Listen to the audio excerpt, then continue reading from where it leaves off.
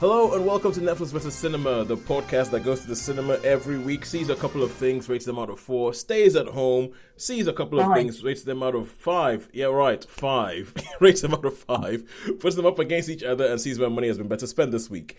My name is Tosin, I am the host. You might be able to tell that we are recording this out of our usual thing, so a little bit off kilter. We should record on a Wednesday. This is now a Saturday. I do not know which way is up. But joining me as always, you already just heard her correcting me as she might do a couple of times during this podcast. It is Holly Nesling, our London correspondent. Hello. And from the Isle of Wight, it is Shaun Harris. But I'm not on the Isle of Wight today. I'm in Bournemouth. You're in Bournemouth. Okay, he has gone over. He's in the land of the traitors. He's on the mainland. he's on the mainland, recording from Bournemouth. And at some point, we think we're going to have Sharon, who's just going to crash into this thing like a ball in a china shop. So let us kick off quickly by saying what it is that we have watched in the cinema this week. Shaun, fire away. Okay, so in the cinema this week, I have watched Ballerina. Yep. I caught up with Mission Impossible: Final Reckoning. And I was because I came over last night, I saw a film called Tornado. Now, this wasn't going to Cineworld because I went in and asked and I ticked up. So I had to, and the Cineworld that was in Poole is now becoming a View, so I couldn't use there. So I had to actually go and pay your own extra money to watch this. Yeah, but it was a bit of a bonus because when I come out, I went in the casino. So it made up. Let's just say it made up for the expenses. So you made your as long as you made your ticket back, you made your ticket price back. Yeah, so it wasn't quite so bad. But if I am going to come over more, it might be worth me getting an Odeon card. But I don't think it's quite worth that because it cost the film. I should have booked online, but it cost £11, 11 quid. 11 quid to go and see it. It's a lot of money. I think it's because you do that. It's like 11 quid to go see the film, but then if you get an unlimited card, you're paying not that much more than that to see as many films as you want. Yeah. We pay, I think, £20 a month for London. Yeah. And last year we got to our 52 films in 52 weeks. So I'd say we get. It was Steph and I get value. Yeah, it was ideal when they had Cineworld was in Poole, because I used to catch up with all those ones late night. Any film that didn't make it to the Isle of Wight, you would go to Poole and you would see that and it would still work on the same unlimited card. So anyway, I got to see Tornado, which was from the trailer. I heard about Tornado earlier this week, and I did think that looks like a Shaun film if I ever saw one. It just looks like a Shaun film. All right, cool. And how about you, Holly? What have you seen? I have seen in the cinema Ballerina and Final Destination Bloodlines. Ooh. All right, cool. So Shaun reviewed Final Destination Bloodlines a couple of weeks ago. But if we have some time at the end, we'll have Shaun give us a little bit feedback on what you thought about Mission Impossible, and Holly tell us what you thought about Final Destination Bloodlines. Even though I know you already told us you laughed a lot. And yes, we did.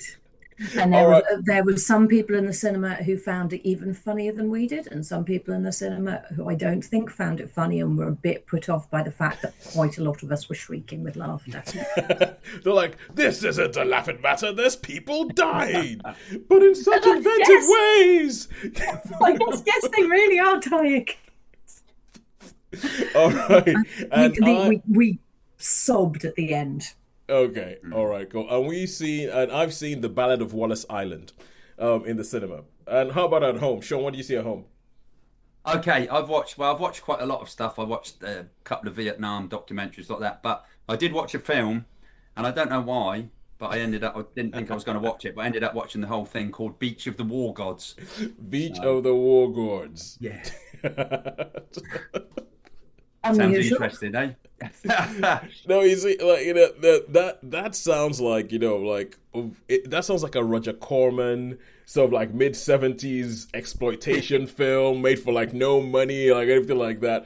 And the thing is, so I think there's two types of films that have that kind of title: that your 70s exploitation, Roger Corman, Valley of the Dolls, Faster Pussycat kill, all that kind of stuff. And then some random nonsense that seems to have been shot out by some AI algorithm that Amazon have just made. And you're like, when the heck did they make this? How did they make this? Who did they make this? How did they... And so I am interested to see which one of that this is when you come to the review. All right, cool. So Beach of the War Gods on Amazon. And Holly, what have you seen at home? At home, I have had a good run. I have seen The Survivors on Netflix. Mm-hmm. The Calendar Killer, which I think was on Netflix. Mm-hmm. The Front Room, which I also think was on Netflix. Mm-hmm. And I'm fairly sure I've seen a load more things as well. Well, you gave us this and said Poker Face Season 2. Oh, yes, Poker Face Season 2. Has that finished? Because I've been watching that. Yeah, there appear to only be 6 episodes in this series. Have you seen an episode with John Cho in it? The guy who was in Harold and Kumar Go to White Castle. He played Sulu in the J.J. Abrams Star Trek movies. No, there are more coming. Yes. Okay, yeah, cool. That's the thing. I thought that there might be more, so we will keep that. I was hoping there was, because I couldn't believe they were doing a short series and it was making me sad. No, I'm pretty sure that there's more because I've been watching that as well. All right, cool. So we'll keep that on the back burner. Let's say, I don't know. Let's go to the Front Room. We'll pick one of those. And I have seen a film that I promised that, because nowadays we have gotten to the point where people have started noticing that we exist as a podcast. So every now and then we get an email that says, there's this film coming out. Would you like a preview screening, or would you like a preview link? Or if you're in London and you happen to be like Holly, would you like to go sit down with Mark Kermode and watch a film with Russell Crowe in it? Bad film. Yeah, you seem to be okay with it. You give it a 3, and I give a lot of things a 3. That's a Holly 3 does mean that it's rubbish. L curve. Yeah. So and I saw a film called Bob Trevino Likes It, and it's a film that stars John Leguizamo, Bobby Ferreira, and it's on. You can download it now to watch at home. But we got a preview screening saying, do you want to go talk about this? So I promised I would talk about it. So we're going to talk Bob Trevino Likes This. So let us kick off in what is the big thing this week, and that is going to be Ballerina from the world of John Wick. And Shaun, do you want to kick us and tell us a little bit about Ballerina from the world of John Wick? I can tell you a little bit about Ballerina from the world of John Wick. Yeah. So Ballerina basically, it starts off with this young girl, and she's the daughter of an assassin, and he's trying to hide her, and some people are after her, and then the father gets killed, and she ends up going to a ballet school, but it's not really a ballet school. It's a place where they train assassins, you know. Well, yeah, I think because there was a bit in John Wick 3 Parabellum where he goes to see Angelica Houston's character, and she is in this ballet thing. So that's where this whole idea got set up. Yeah. So yes. that ballet school where they're ballets dancers, but they're actually assassins. Yeah. Yeah. So it turns out that there's the people that killed her father is like a cult, and there's been this truce between the assassins and this cult. Yeah. But obviously, she decides she's not happy with the situation, and she wants to get revenge, even though she's told not to, and that because it will cause this war. And so basically, it turns into a lady John Wick battling her way through, and then all the contracts get taken out on her. So she's like totally, gets in all these scrapes, all these fights, and so that's basically it. That's what you get. Shaun, I think that is. I have to say, and I hope it's not condescending to say that is one of the best synopses I've ever seen you give. Yes, me too. Yeah, I think it's one of the best. I'm trying to get better. It's one of the best synopses I think I've ever seen you give, and unfortunately, it's for a film in which I suspect that the plot does not matter because it doesn't matter. No, it doesn't matter. Because this is a film. If you've seen a John Wick movie, what you've come here to see. Faces stabbed, heads crushed into walls, all that kind of stuff. And that is that's what this film has to deliver on. How do you feel it delivered on that? Let's go with Holly first, and then Shaun, you can tell us. I felt it delivered brilliantly on that. It entirely delivered what I was expecting of a John Wick universe film. It did not have substance to it. I would have been concerned if there had in fact been substance. it would have spoilt my fun. Was the acting excellent quality? It was the usual comfortable mixed bag that you expect from a John Wick universe film. I feel it to say it did what it said on the tin. Keanu Reeves, in the bits that he's in, was delightful, as he always is, because he's clearly one of the loveliest people in the universe. Even when he's stabbing people in the face. Even when he's stabbing people in the face, you know that he, offers people seats on the tube and stuff, because he's a nice man. He is in this. He's a nice man. In this, he's nice. He does that in real life. He literally offers people seats and stuff. Yeah, he's genuinely lovely. It's really. Yeah, I can believe that Keanu Reeves stabs people in the face in real life. And you've got the other characters as well, haven't you, from the Continental? So just fabulous, because they are always fabulous. So it is an absolute. I mean, I like the concierge. Yes, and it's very funny. It is. What is the Lance Reddick? Is he still in this? He filmed this before he died? Oh. Yeah. Oh, wow. Actually, this makes me feel a lot nicer about this film because he died recently, and I think his character of Sharon was just so cool as part of that world and everything like that. Oh, but oh my God, Lance. Okay, anyway, so carry on. Yeah, that's... Yeah. It was really enjoyable, and it was a perfect film to see before Final Destination Bloodlines. It looks like you had yourself a nice pulp cinema going evening lined up there. All right, cool. So much blood. So Shaun, blood. Okay. So Shaun, so there's obviously, you know me and my banality or whatever you want to call it. You know, there's a couple of bits where I was like, oh, I don't know if they could take that much punishment. I don't know if they could. Do you know what I mean? Especially, but I mean, I love the actress. So Anna de Armas is one of your go-tos. I mean, I'm waiting for somebody to make a film that has Anna de Armas and Florence Pugh in it. I mean, I think you might explode. I think so. Yeah. I like that little bit when she turned up in the James Bond thing. But anyway, yeah. So there's that bit, and I think there's a bit to do with the armourer where it goes, when they like to go and get kitted out, don't they? Yeah. There's a bit of a scene there which I thought, well, I think the armourer could have put up a little bit more of a fight. But anyway, apart from that, there's a few bits in it. It's like there's no way they could take that, but I have to say I really enjoyed it anyway, and that didn't make any difference because I was in the realm of that universe sort of thing. Yes. You know what you're getting by this stage. You know what you're getting. Yeah, you know what you're getting. I don't think she had quite the willpower that John Wick did. So she didn't quite have that sort of just the total willpower of John Wick. But nevertheless, good action scenes. I thought the a couple of the cultists were a little bit weak, and the leader of the cult, I don't know. He was all through the film. He was, shall we say, a certain character, and then I got a little bit disappointed at the end with him. I was a bit disappointed, but never mind. Aidan on the Quinn. whole, Played by Aidan Quinn, yeah. So okay. Oh, I haven't seen him in ages. Unexpected. I know. I have to say, this didn't let up for a minute. It was totally relentless action, all the way through. Yep. All the things you sort of like, nothing new, but it really grabbed me, and I did find myself being very forgiving and really, really enjoying this movie. Much more than I think, because I wasn't expecting too much with this one. Like when you expect things from a film and it doesn't deliver, you get really disappointed. Yeah. Well, this was more than I expected it to be. I thought I might be a little bit disappointed, but it wasn't. And all right, as I say, all the main characters come up. So how many stars were you talking? For me, this is a tough one. This one really, I mean, enjoyment-wise, I think probably this. I'm going to give this one a high 3. But I did enjoy it. It was a good film. Okay, and Holly?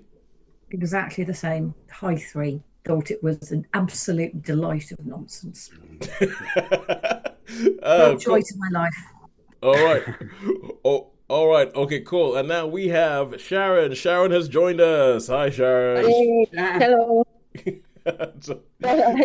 Were you also thrown by the fact that we're recording on a Saturday? Yes. I'd only just got in and I sat down and I replied to say, yes, this is what I've seen. And I literally just fell asleep. I've literally gone, what is it? Okay, cool. So with that, with that being said, let's go quickly. I know there's a message somewhere of what you've seen. So you've seen How to Train Your Dragon and Yes. Clarkson's Farm 4 on Amazon. All right, Yeah. cool. So, let's see. Okay. Let's crack on in that case. Let's crack on and I'll figure out a place to shove those in.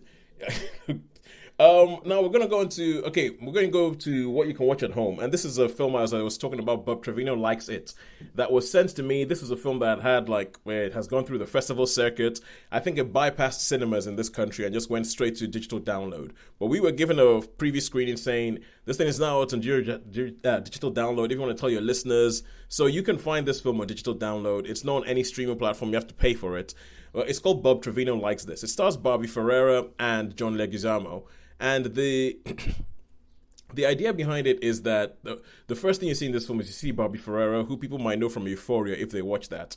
And she's just sat down looking at a text, crying and crying and crying. And she's looking at a text from her boyfriend that says something along the lines of, "Hey Heidi, oh, it was so great seeing you last night. I can't wait to see you again and get you in my arms." Her name is not Heidi. And so she's crying at this thing because obviously it's just that her boyfriend is cheating on her. And she replies, "This is not Heidi." He goes, "Oh, my bad." And she just goes, "LOL, no big deal," while she's like bawling her eyes out. And you get to see that she is that kind of character. She's that kind of character who's sort of put upon by everybody. And then the next thing you do is you see her in a scene with her father, played by French Stewart. And you begin to get an inkling why she's a little bit like that, because French Stewart, who you might know from Third Rock from the Sun as the dim-witted alien Harry from Third Rock from the Sun, is totally different in this. He is kind of like, Sharon, do you remember when you watched I, Tonya, and you said about Alison Janney's character, about how she's just like a horrid person?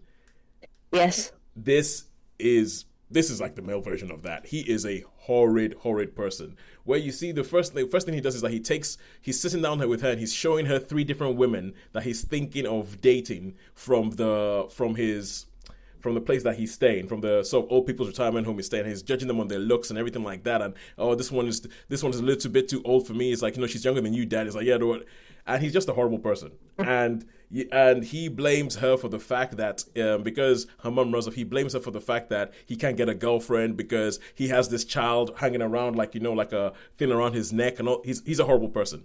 And you get to figure that out, and then he blows up at her and he decides, "I'm not talking to you anymore." He calls the police on her when she comes to his house to sort of try and say sorry. He's like, I want nothing to do with you.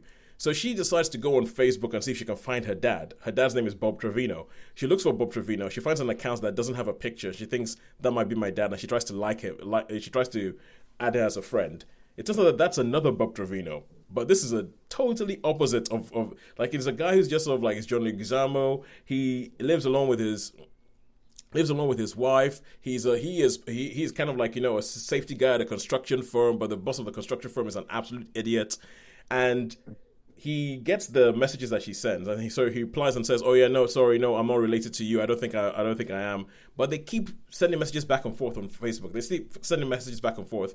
Eventually, they meet up in life, and then they spark up a real life friendship where she's thinking in her head, it's kind of like, "This is the dad I never had, and why on earth couldn't you be my dad?" And it's a really sort of like, it's a two-hander really when it comes down to it, between Bobby Ferreira and John Leguizamo. And it's just kind of like a really sweet film about these two people connecting when they don't really have anybody else to connect to.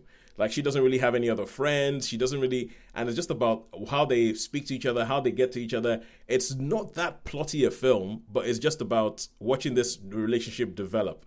And the performances are great. There is this one line that John Leguizamo says when he talks about how proud he is of his son, and the reason he's proud of him and the way he delivers the line, it is an absolute heartbreaker. It just gets you right in the feels. I thought it was quite good. As I said, it's not too plotty. I would give it a 4 out of 5. But it is a little bit of a hangout film. Get ready to just sit down with these characters and enjoy being with these characters. So I would say, I would recommend Bob Trevino Likes It, 4 out of 5. Find it at, well, if you are the kind of person that does pay to download films, find it. Or come join us at the podcast and I can give you a free link. But that is it. 4 stars for Bob Trevino Likes It. Now, let us go back to cinema. And Sharon, you haven't said anything yet. Talk to us about the latest in a long line of useless, pointless remakes, live-action remakes of beloved animated films, and How to Train Your Dragon. Because the first How to Train Your Dragon film is a classic of animation. It's one of those few things that isn't Pixar, isn't Disney, but is just absolutely joyous. And then they're going to remake this in live action. From the trailers, it seems almost like a shot-for-shot remake. They've brought Gerald Butler back as Stoic the Vast. And they have pretty much taken the Toothless from the animated film and just ported it over because, hey, he was computer generated there, he's computer generated here. Let's just have exactly the same dragon and put him in there. But I can understand why, because you cannot change that design. That design is classic. But anyway, and who has already been in the clips with what's his face? With Jon Snow, with Kit Harington as Jon Snow. There was this brilliant thing when the first How to Train Your Dragon, and I think it was How to Train Your Dragon 2 came out, and if you can find it online, where it was right at the height of Game of Thrones, and they had this whole thing because of Jon Snow and dragons and all that kind of stuff. They have this skit with Kit Harington and Toothless just causing absolute havoc, and it is hilarious. It's one of those things that could have been so cringe, but it is hilarious. Find it, Kit Harington meets Toothless. It is genius. But anyway, sorry, enough. Sharon, you talk. Well, I can't do a compare and contrast because, I don't tend to watch animated films, so I have never actually seen the film. That's why they made a live-action version for people like you, Sharon. That's why. And I haven't read the books either. So for me, it was just like, what you see is what, I can only judge it on the film. Yeah. And so the story is a world not our own, where dragons exist, have been predating on people.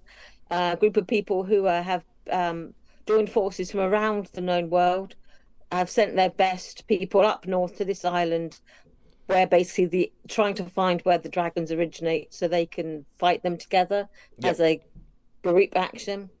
They're sort of living like a Viking existence, very much. So sort of that's the way their life is surrounded by it.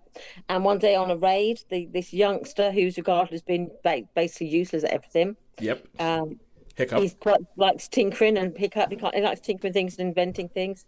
So he invents this machine and he accidentally basically shoots down this dragon that he goes and finds. And instead of turning into a ruthless dragon killer, he befriends it. And he helps him because he's wounded. Part of his tail's been damaged. So he creates this, maybe MacGyver something. And so he can help this dragon fly again, and he learns how to fly this dragon, and which is completely contrary to his culture, which is as dragon fighters.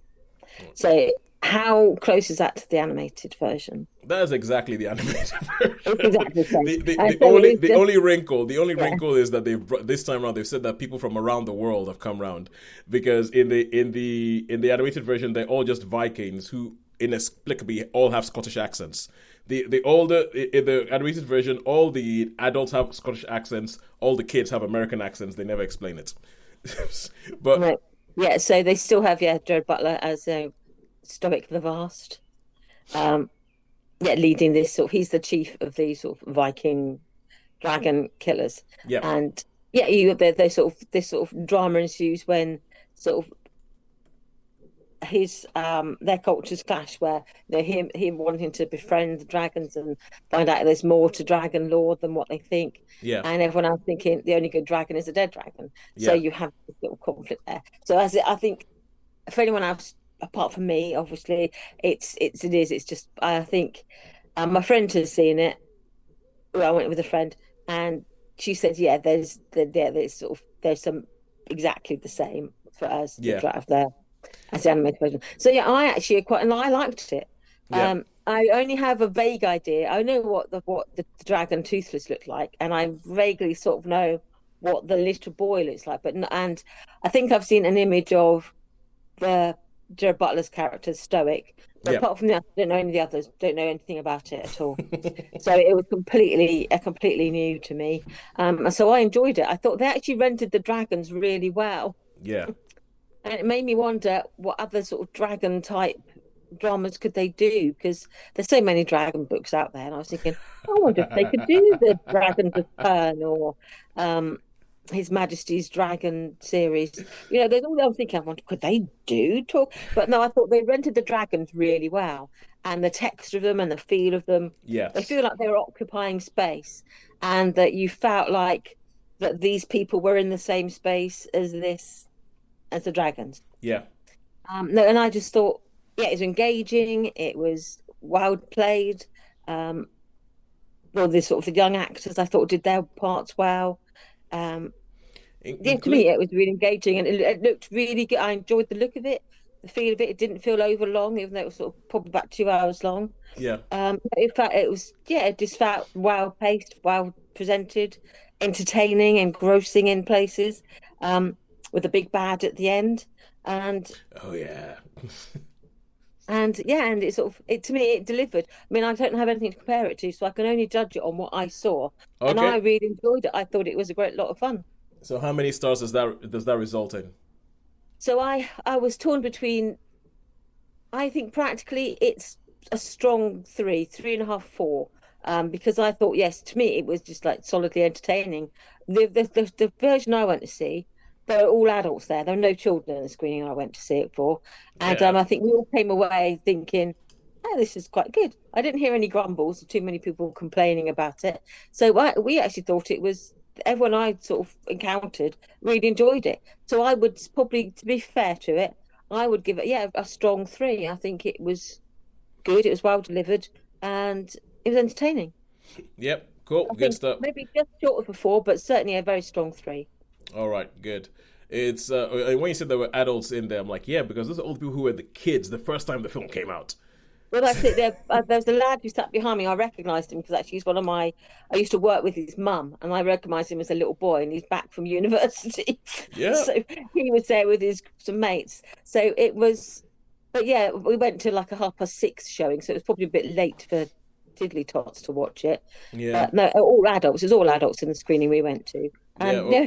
But it's good to know that they didn't mess with the story that much, because that story is one of the. I think the story for the How to Train Your Dragon, the way they did it in the film was totally different from the book apparently, but just really, really good. I'm quite happy with that. Right. In the back at the credits, it does say this is based on the previous animated film and the books. So you get the feeling that they've sort of taken the sort of the visuals from the animated film and sort of elements of the storyline from the book. Yeah.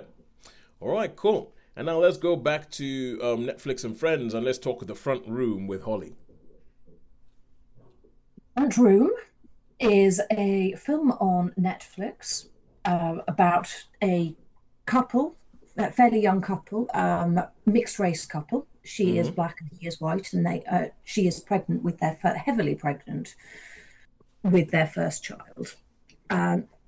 He has not had contact with her father. Her parents are dead. He's not had contact with his father and stepmother for many years. They get a call saying that his father has just died. So off they go, begrudgingly in his case, to his father's funeral, where they encounter his stepmother, who is a very odd woman. She is sort of hunched over and using 2 canes, and she is inclined to speak in tongues. And as a result of this, was a pretty horrible stepmother to him as a child. She is played by Catherine Hunter, who does a really marvelous job of this. Yeah. The wife, Brandy Norwood, is a lecturer in I think it's archaeology, or combined with sort of cultural archaeology, and so has all sorts of things that are semi-mystic. And the mother-in-law, Solange, insists that she will pay off their mortgage if they allow her to move in with them, because that is what his father would have liked. And this puts them in a financial position where it's sort of given they have financial uncertainties and baby on the way, this is good. isn't it? I'm sorry, but no story that starts off that way that's never a good thing. There's no story that starts off that way where everything's going to be fine. Yeah, and it'll be lovely, and everybody will live happily ever after. So Solange moves in, and from word dot becomes quite difficult. What? No. I know. Who would have thought? Good Demands Lord. that grace is said at every meal, in spite of the fact that this is not something they would normally do. Progressively looks to take over everything. Becomes progressively more incontinent, amongst other things. Oh, good Lord. And makes life a living hell, redecorating their home. And what are they going to do? How are they possibly going to survive it? And what are both of the couple's emotional responses to this very odd and very difficult situation? I'm guessing we're in psychological horror, torture kind of territory here. Yes. Horror thriller is what it is described as, and I think that's fair, because some of it is undoubtedly horrific. Shaun, I don't know about you, but I'm getting a real Shaun, why would you do that reaction to this? Like, right at the beginning, I'm going, okay, the premise of this film, there's a big problem here. Sorry, Shaun, you're on mute. Shaun, you're on mute. The thing is, I'm having a serious reaction of why would you do that? From the premise, there you go. Is that better? Yeah, that's I don't know better. how that happened. Yeah, and I'm like, if that is your premise, then already I have issues. I mean, I don't know about you, Shaun. Finite sympathy. Yeah. That's right. Yeah, it's going to be one of those. It's like, come on. It's just like, what's going on? Guys, poor life choices, people. Poor life choices. It's just dumb. Do better. But okay. So I guess we can figure out what happens. Mom moves in, psychological torture, Battle of Wills, yada yada yada yada yada. From there, how does it go? What do you think? How many? Yeah. What low star rating are we giving this? I am going to give it a 2-star. Right. It is well structured, but frankly, I was so irritated with them by being so expletively stupid and making such poor life choices and doing all of these things without any surety in their lives and finding themselves in a position where they might even consider this happening and then letting it happen. God. No sympathy, people. No sympathy. It is not a very good film, but it is surprisingly watchable for a poor film. Well, you know what you remind me of? You remind me of I remember there was one. So there's a martial arts movie series called Best of the Best, and I'm not sure if anybody's ever watched it. Shaun, you might know that Best of the Best. The first one was I know of it. I've not seen it. You never watched it. It was a big thing. I think Best of the Best and No Retreat, No Surrender. They were kind of like similar things. Yeah, I remember No Retreat, No Surrender. Yeah, and Best of the Best 3. One of my favorite film watching things is sitting down watching this film and everybody going, this film is stupid. This film is rubbish. And we loved it because we just sat down there and we just reveled in how stupid it was and just ripped it out of this film for 2 hours. And afterwards we were like, oh, that's good. Do it again next week. Yeah, let's watch that film again next week. Let's rip it out. Let's find another bad film to rip it out of. Was that with Chris Penn, Sean Penn's brother? It was, yeah. It was Chris Penn. It was with Sean Penn's brother, Chris Penn, and it was with Julia Roberts' brother, Eric Roberts. Sibling film. It was, yeah, all the siblings. Everybody, if you have a more famous acting sibling, will shove you in this movie. Or shove you in this franchise. All right, cool. And now let us go to, oh, by the way, just what you were saying about the front room and everything. It made me think of a documentary on Netflix recently called Con Mum. Did anybody see it? No. Okay. But I'm adding it to my watch list. Holly, add that to your watch list. Con Mum. I think you would enjoy this because it sounds like the front room, but more believable. I am going to enjoy that. Yeah, Con Mum. Yeah, it is. All right, cool. And now let's go back to cinema, and Shaun's going to take us to the most Shaun thing that I think was in cinemas this week, Tornado. So tell us all about Tornado, Shaun. Okay, Tornado. So I saw a trailer for this, and I just thought, oh, this does look, you right, Toes. This looks right up my street. So just from the trailer, I thought, yeah, this is it. I must see this. So I actually saw this last night in Bournemouth because it's not coming to the island. For what I can see, it looks like samurais in 17th century Scotland. Yeah. So the film starts off with this girl's running with a young boy, and they're running, and then there's like a bunch of, obviously they're villains because you can tell by the way they work, and they're sort of chasing her, and she hides out in this place, and the villains catch up, and they sort of half catch her, but she escapes again, and then there's the sequence that leads up to it. You find out what happened. She used to be a puppeteer in like a circus, and her father was a samurai. So she knew a bit of samurai, and so this film is basically a chase movie now. So you've got this they're after Tornado, and you've got. I mean, there's some great characters in this. So you've got Tim Roth, and we were saying about dragons. You've got Rory McCann, who plays Kitten. So the guy who played the Hound in Game of Thrones, he's in this, but his name's Kitten. And then you've got people like the Archer Bandit, Lazy Legs, Little Sugar, Sugar Man, right? So they've all got like these really interesting names. All these names straight out of a western. Yeah, exactly right. So you've got, and like they've all got. So each of the villains have got. Like one's got a pistol, one's got a bow and arrow, one's got like a sword. There's a little sword, and he's obviously from like the Western movies, because he's got like an old-fashioned sword, very silent, got the cowboy hat. Anyway, so this chase carries on, and she goes to like this traveling circus thing with strong men and knife throwers and all that, but they just all get. Well, no, I won't because that's a spoiler. But anyway, so basically, So I thought, yeah, that's good. We like that. I commend your self-control, Shaun. Yeah. So we like that, and then certain things happen. Her father gets killed, and she decides to become, a bit of a badass rather than someone who runs away. She becomes a bit of a badass, shall we say? Yeah. And ends up, doing what samurais do.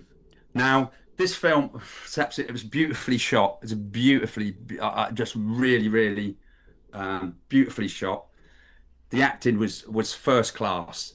The one thing I will say is, it was a little bit, for me, the inconsistency was she was running away a lot of the time and seemed quite, should we say, run away, and then all of a sudden she turns badass, and I'm like, why? Where's the training montage? Where's the going to hang out with Yoda and Dagobah? Why didn't you become more that revenge lady before, where you were being chased? If you're that. But I tried to work it out, and I tried to be quite forgiving. So, and the way she dispatches them is really quite unique and quite clever. And as I say, obviously the old pistol, the man with the pistol, it's a matchlock, so it's a job to load with old matchlock pistols. Yeah, the flint things, yeah, the flint. So it's beautifully shot, as I say, and that's the only thing I could pick up on it, is that why didn't she become badass at the beginning rather than be run away sort of thing. So, but I suppose people can change, can't they? Yeah, it sounds like this is the kind of film that would have gone quite well in Holly's pulp movie evening with Ballerina and Final Destination Bloodlines, and then put Tornado in there, because it sounds like when you have like a well-written lean B movie, everything you're saying is making me think of that. Yeah. I mean, it's all really good, and how it was, the cinematography, how it was shot, I would say, was like The Witch. So that's a film a few years ago. Yeah. Robert Eggers, with Anya Taylor-Joy. It's sort of shot in natural light, maybe a bit like The Revenant as well, where you've got, it looked to me, and obviously the Scottish landscape is pretty spectacular. So I did really, really love this. It was like, yes, I'm glad I saw this at the cinema. It was spot on. It was really, really good. As I say, that's the only criticism, is that why didn't she become badass quicker? So I'm going to give this a top 4 star. It's top 4 star rate. Good stuff. Nice. 4 stars for Tornado. And speaking about like being glad you saw things at the cinema, the next one I'm going to talk about in cinema wise, I mean there's a whole thing in there as to why release things in cinemas and release strategies, but anyway. But let us first of all go to Clarkson's Farm 4. And this is on Amazon, on Prime Video, whatever they're calling themselves nowadays. Sharon, you saw this. You have seen every season of Clarkson's Farm. I think you've come back and you've told us about what you thought about it and how you do not like Jeremy Clarkson, but for some reason, this is a good show. And yeah, so tell us, does it continue doing that whole thing? Don't like Jeremy Clarkson, like this show? Yes, to some degree, yes. It's carries on straight after where we left off, following the farming year from when you first start preparing the land and then sowing the first crops and then moving through the different challenges through the year. And each year has got a different emphasis, it's got a different focus. And this year it takes a sort of sideways turn, really, that he decides that the biggest challenge for the farm is finding a marketplace for all the stuff he produces when you don't have so many middlemen. And so he tries to, he's got his own farm shop. He's got a Berg fan on the farm shop. He's got these different sort of irons in the fire, basically, just to make the farm a bit more commercially viable. And he decides that he's going to actually open a pub. And but it's not going to be like a country village pub, because he's had issues with the local village where he lives because the farm shop gets enormously popular. So he's got guaranteed customers. It's just finding the right venue. And as the series was, you see him sort of going through that farming year, but you also see him then exploring about how to set up a pub. And that is the focus this year. It's more about getting the pub up and running and the challenges that faces, and obviously locating a pub, finding one that has got good access, that won't cause traffic problems, because they know it will be enormously popular even without doing anything, and then finding one with sufficient access, parking, facilities, and then staffing it. So this is very much where you see that side of things, where he's trying to find this this commercial outlet for his farm. And his idea is that for the British farmer, obviously needs they can produce the stuff, but you have to have an outlet for it. And a lot of farmers, all the farmers I've ever known, they are basically held to ransom by the supermarkets. They're the ones with all the power. They can sort of set the prices, they can set the demands, and they can then change their minds at the last minute and say, well, actually, we're going to offer you thousands less for this crop. So it's trying to find a way that they can they get a little bit back for farming and support British farmers. So his idea is this pub, everything is going to be British reared. So that means he won't sell Coca-Cola or Pepsi because it's not produced in this country. If you want to have, your Tabasco sauce, you can't have it in this country because it's not. So everything on the menu is British farm reared. And then you see all the different challenges that he faces, some of the disasters, and some of the fact that he sets these deadlines. So I want it open by the bank holiday weekend, and he allows himself sort of 6 weeks to get the whole thing up and running. And it's you don't know whether it's a device for the television show to create drama. I was going to say, you think, or whether he really is like that, thinking, I want to get this up and running by this day because that's a good sort of time to do it. But it just ends up being a bit quite chaotic and making decisions, and everything's more expensive than it has to be, and everything's always a bit last minute with all these crises. And some of them you think, are they real crises, or are they ones that have just been like manufactured or exacerbated by the format of the show, that everything has to be done yesterday? So for me, the drawback of it this year was I find it fascinating to look at that farming year, because everyone knows in Britain last year we had a horrendous summer. It was wet. We had a lovely spring, and it got very dry, and then it basically rained. And I was thinking, well, how on earth do you manage with all your crops? And you only get a little glimpse of that. One of his crops was ruined by the weather. But that's only like a snippet out of one episode, whereas the emphasis was on the pub. So I didn't find it as engaging as I normally do, because that aspect of it is more interests me. It's more like the farming side that does interest me. Okay, and quick. But it does highlight those challenges that a lot of British farmers face in how to sort of, if you're a smaller farmer as well, you're not a farmer just for the supermarkets. If you want to raise your pigs, but not thousands, but small herds, and sort of sell them on, the challenges they face. So I find that still the most interesting aspect, and that was not as prominent this time round. It looked like Shaun had a question. Yeah, I did. I was going to say, it was interesting when you said before, I wonder how much, when you do these programs, how much is actually for the TV program, because they must be giving some funds on that. And I do sometimes think they might be a bit contrived. Well, that's what it feels like. Some of the dramas you think, is this really drama, or is this just Jeremy Clarkson playing up? The thing is, they're definitely contrived. I mean, the fact is, like, you see all these shows, and at the end of it, when you look at the credits at the end of these shows, they have a producer and they have a director.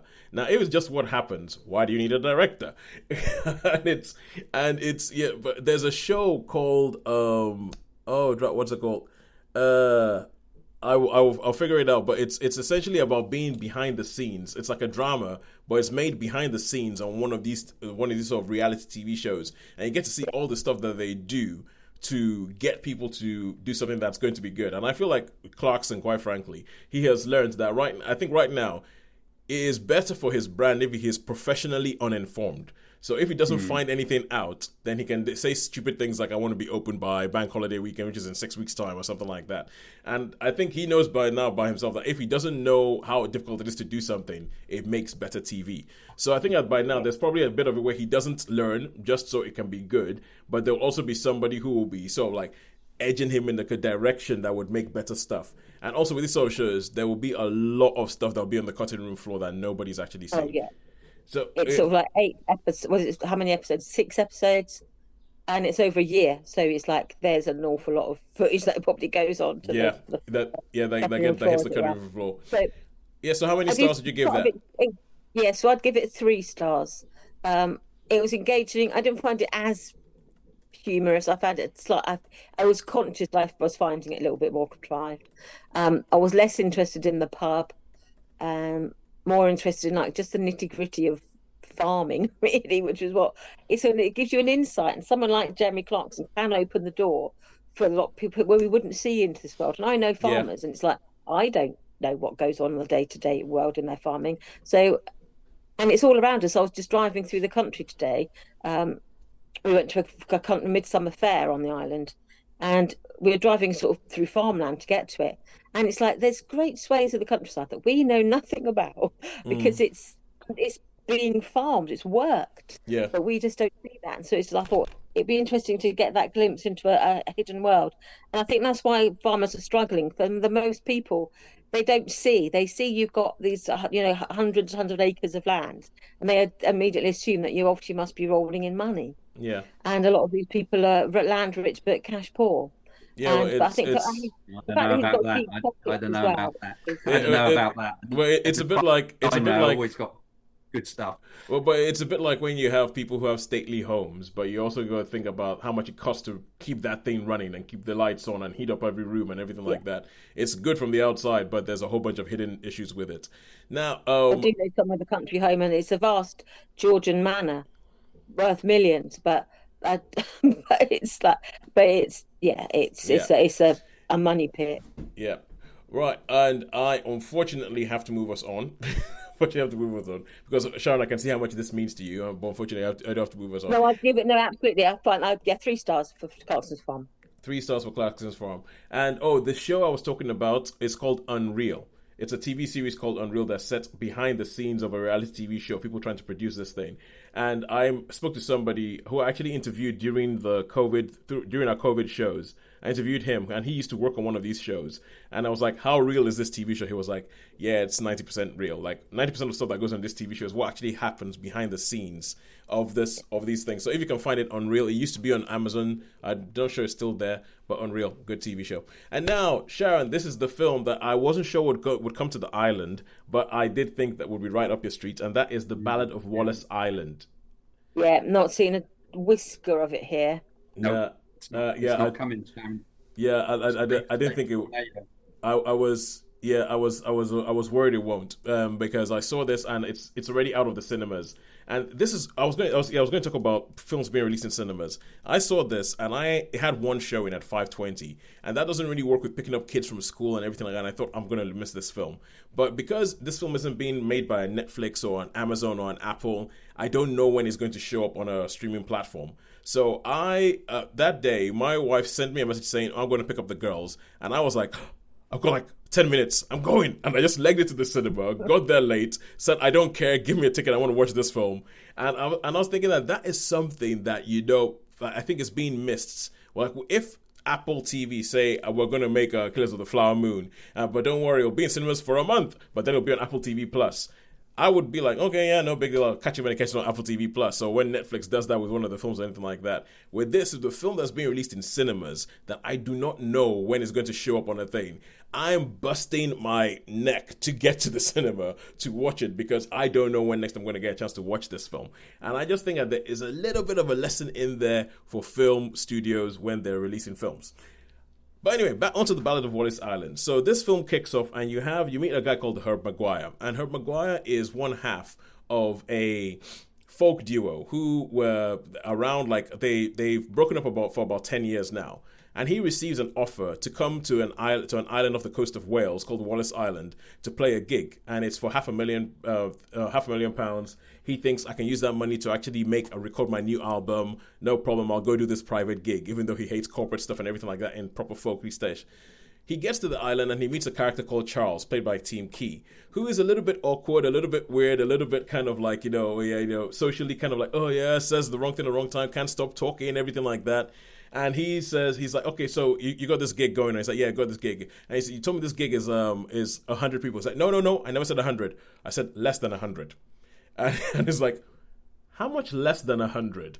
And it transpires that this gig is for this one guy. And it's for this one. And because he looks at this one guy, he's like, hang on a second. How on earth did you afford this? The reasoning as to how this guy can afford to pay him all that money to come to play a concert is quite funny. The way they do it is actually very, very funny. And but it turns out that he arrives at the island and the guy keeps trying to tell him something. He's like, no, I don't want to know. And it turns out that his the second half of the duo was also invited, but he did not know that. And they broke up in sort of acrimonious circumstances. They used to be in a relationship, all that kind of stuff. She's Nell, played by Carey Mulligan. And so she shows up on the island with her husband now. And they're like, yeah, we'll do this gig and all that. And then it becomes this small thing where it's just about the characters and the characters playing off each other and all that kind of stuff. And it's one of these things, a little bit like I was saying when Bob Trevino likes it. It's just really about, there's a lot of pathos in there about the reason why this guy wants them to play is, it becomes clear as the film goes along. I don't want to say it. I don't think it's that much of a spoiler, but I don't want to say it because if you watch this film, I think it's great the way it's revealed, the reason why he wants them to play this gig. And what happens, why they broke up in the first place, what's going to go on, is there still something there, are they going to go back, was it just the music that they had, or was it something more like a spark in there, and now that they're back in the same space, is it all going to go, how's it going to work out now she has a husband?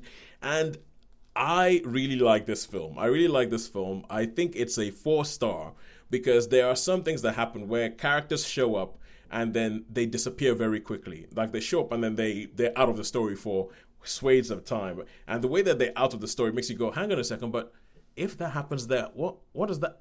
Would you really do that? But it's still good. I think Tim Key and Tom Basden are quite good. I mean, there's not as much folk music in it as I was expecting, so that might not work as well for you, Sharon. But the songs, when they show up, are really good. There are a couple of bits where Carey Mulligan and Tom Basden do play together, and it's actually quite good. There is one shot when they're having, when somebody's playing a guitar and they just focus on one of the characters' faces.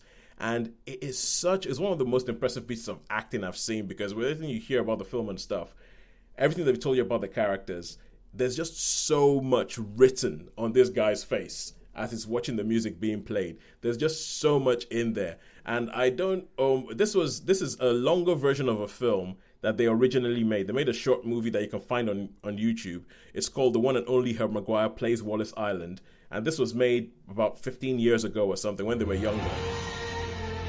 And I've started watching that, and I think but I think the main thing that this has over that is the passage of time and the pathos that comes with that, because these are people who are older, who have made mistakes, and how having to live with some of their mistakes, or just having to live with that kind of stuff. And I think that's actually really, really well done. It's one of the best ones I think I've seen this year.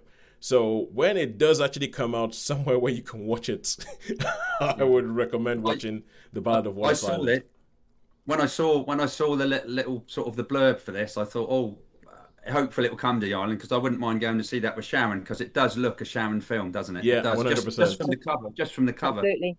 Yeah, when I think 100% it's a Sharon film. It's a Sharon film. It is sweet in all the right places. It is deep in all the right places. It is eccentrically British in all the right places. So, all right, cool. Now let's go on to the final thing we're going to talk about today, and this is Beach of the War Gods. Beach of the War Gods. I know, Sharon. That was the face. And I said earlier that that kind of title is either like a 70s Roger Corman exploitation type movie, or it's one of these things that has been shot out by an AI algorithm on Amazon Prime that that just gets made. So, Shaun, which one is it? It's neither. It is actually a 1973 film, like a kung fu sword play action film. Oh yeah. So yeah, it's basically a kung fu film. So basically, Japanese and Chinese. You've got the normal story where the Japanese come and they threaten this village. Let's just say Seven Samurai. So it's a Hong Kong version of Seven Samurai, Magnificent Seven. Oh yeah. So he starts off with the recruiting of these, a swordsman and a chap who's good with shields and a spearman, and it's basically going to protect this village. Now, the reason I would have thought, the reason I watched this movie is because it's beautifully shot. It is absolutely, absolutely sumptuous. I mean, watching it on a big TV, and I think they must have put it in. So beautifully shot, and there's some action sequences. Like at the beginning, it's like the spaghetti western where a few of the bad thugs turn up to start with, and they're like, and the thing is, it's not dubbed, it's subtitled, which is always a bonus. And yeah, 100%. A lot of swearing in the subtitles anyway. And there's the classic bit where, the sort of samurai, he's got the hat on that you hardly see, like they have the big. Yeah. The one I called the Raiden hat. The Raiden, yeah. And he sort of turns up and he walks past the thing and pushes up the cap, and apparently if you look bad, you're supposed to look down and then your eyes look up, and they're like, who are you? And so there's that one action scene, and then it goes on to him recruiting these guys, training up the villagers, and then it becomes a little bit like a film called 13 Assassins. But it was a beautiful. Normally, I would hate this, and there's not too much of the jumping around, in some of these films where they jump. The sort of like wuxia, kind of like the floating, and jumping, and the wire work and all that. That's it. But that did happen at the end, which was a bit of a little bit of a letdown, really, because it went all the way through, and I thought, this is all right, all right. It was a bit choreographed. It was, obviously you could see, because I think with these films, the people wait, don't they? Like you can see, you think, why aren't you attacking him now from behind? They sort of wait for him to take out a couple, and then the others wait. The others wait for their time to sort of go in. 100%. But I think the main thing I liked about this is the colour and the way it was shot. And this is of this particular genre. This is the sort of thing I would like. I mean, there's no bones about it. It is Seven Samurai, Magnificent Seven of heroes. Yeah. I just looked this up, and the first thing it says is a take on the classic Seven Samurai. Yeah. So obviously a Hong Kong version, but it's just beautifully shot. And when all the Japanese turn up on the beach, and they've got all the all the different colours, all the different types of arms. Mm-hmm. So it's basically, I think this is probably a specific genre for people who like this sort of films. I don't think probably the girls wouldn't like it. They sort of, but for me, it's very nostalgic because during the 70s, I grew up on kung fu films and spaghetti westerns. So, and I mean that was my staple diet. So I guess we've got a lot of nostalgia here. It's funny, right? You say nostalgic. Just before you said nostalgic, I was about to say, it sounds like the 13-year-old me would love this movie. yeah, exactly. And then you said it's nostalgic. I'm like, yep. And that's exactly the age I would have been, Toes. I didn't see this. I saw a few, but I didn't actually catch this one. But the director, I think it's Jimmy Wang. If you've got the thing up, whoever the director is. Yeah. Jimmy Wang, am I right? Hang on, let me just find out. Keep talking. And anyway, Jimmy Wang, you. So I saw a couple of films by his called the New Swordsman and things, and they're generally more, should we say, there's a bit more money put into the cinematography and the set pieces. Yeah. So yeah, for me, this would be a 4-star purely because I enjoyed it so much. But I think for everyone else, it'd probably be like, what? So, what is this piece of? Yeah, exactly. What but is this I mean, nonsense? for me, I wasn't going to watch it. I thought, it's going to be typical. I've had, that was years ago, not now. But it just really, I thought I ended up engrossed in it. So yeah. All right, beach of the world gods. Okay, good. So every now and then, Prime Video does chuck up something weird that is actually good. Yeah. Right. So all that's left to do is to talk about who do we think has won this week, Netflix or cinema? Dun dun dun. Well, I'm gonna go. For me, I'm gonna go for a draw again. I don't know why. I just feel it's a draw. I think it's Netflix by a hair. Okay. Oh no! But I gave a 2 to Netflix, didn't I? No, I think you're right. I think it's a draw. Well, yeah, I mean, it has been a good week. It has been. Well, I mean, really obvious setup film. The Front Room. Besides that, it has been a good week. Sharon, you weren't here at the beginning. What do you think? How do you feel? Does it feel like? I was feeling, probably cinema just edged it. That was my sort of spider sense, but I don't know because I missed the first few reviews. If we're having a tally, Sharon would be winning by a margin because every week you have this. I just feel it might be, and it is totally understandable why Holly and Shaun think it could be a draw because it is a 3.5 versus a 3.25 average. So cinema squeaks it with a 3.5 without having anything below a 3. And it has 2 3s, 2 4s, but then the Front Room did kind of like just about pull Netflix. It was a poor film. It must be said. I saw that from the poster. All right, cool. So. Sure. I was just going to say, you said we could mention a little quick thing, Holly, about Bloodlines and me about... Yep, go for it. Okay. Possible to sum it up in one word, absolutely pants, hated it. Tom Cruise can't act to save his life. I put it in the genre of the Fast and Furious movies. I absolutely loathed it with a passion. I would give it a 2-star. I can understand all of those things. I mean, were you around when I reviewed? Oh no, you weren't around when I reviewed it, did I? No, I wasn't. And I put up this short on our YouTube channel, and where I was just complaining about Tom Cruise's Messiah complex and how this film just seems to be built to make you feel like Tom Cruise is Jesus. It even has what is becoming a stereotypical thing, a resurrection scene for him. Like. God knows how many times he's died in these films and he keeps coming back. Anyway, never mind. Winnie Toast, you nailed it when you said he's with a good director, he's all right. But I mean, but when he has a lot of control on it, it does seem to get. I mean, I was listening to a podcast about the guy called Wade Eastwood who does all the stunts and the stunts that they do, and it sounds impressive. But I still maintain that stunts and effects and action do not a good film make. But anyway, they need to be in service of a good story. Anyway, Holly, I was about to say Terminator Bloodlines, but that's not the film, is it? No, though, pick a ridiculous combination names. It was an absolute joy. It was a completely and utterly ridiculous film with the most extraordinary amount of gore in it. I absolutely bloody loved it. I shrieked with laughter, as did many other people in the cinema. If we could have fallen out of our seats, we would have done.